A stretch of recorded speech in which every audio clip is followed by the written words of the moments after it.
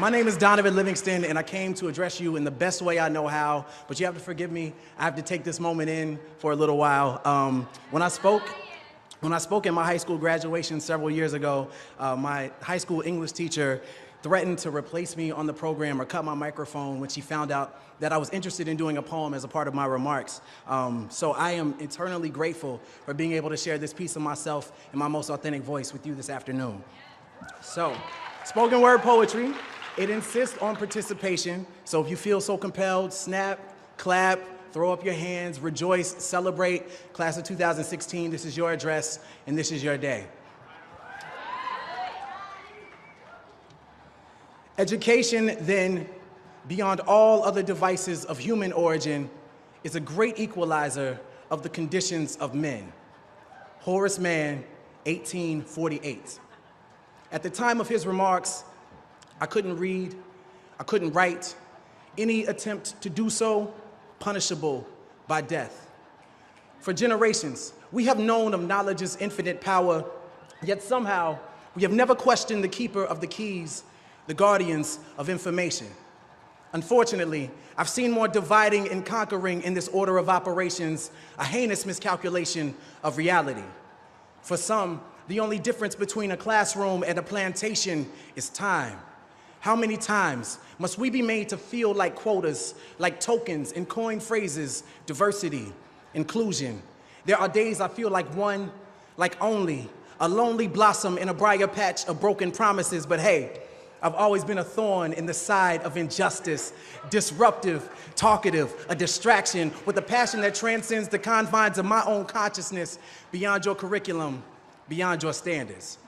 I stand here, a manifestation of love and pain with veins pumping revolution. I am the strange fruit that grew too ripe for the poplar tree. I am a dream act, dream deferred, incarnate, and a movement, an amalgam of memories America would care to forget.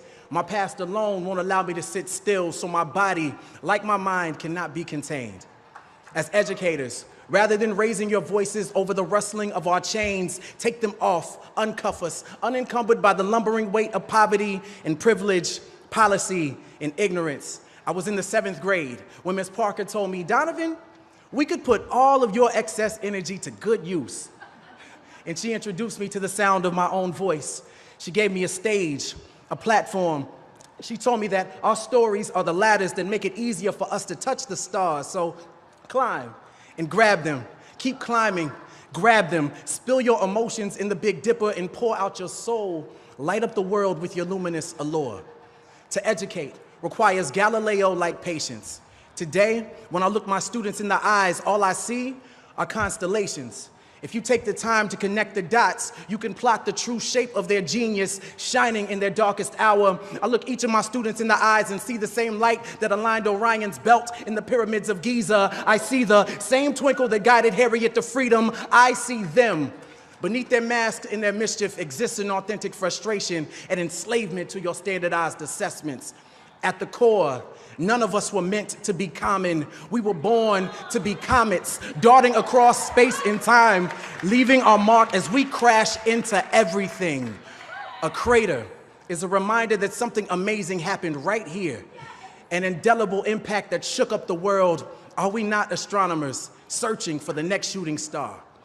I teach in hopes of turning content into rocket ships, tribulations into telescopes, so a child can see their true potential from right where they stand. And injustice is telling them they are stars without acknowledging the night that surrounds them. Injustice is telling them education is the key while you continue to change the locks. Education is no equalizer.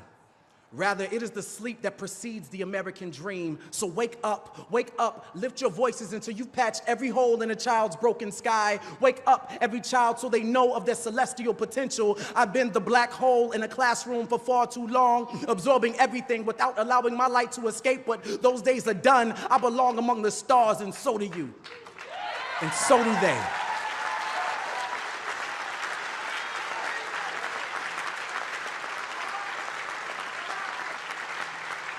Together, we can inspire galaxies of greatness for generations to come. So no, sky is not the limit. It is only the beginning. Lift off.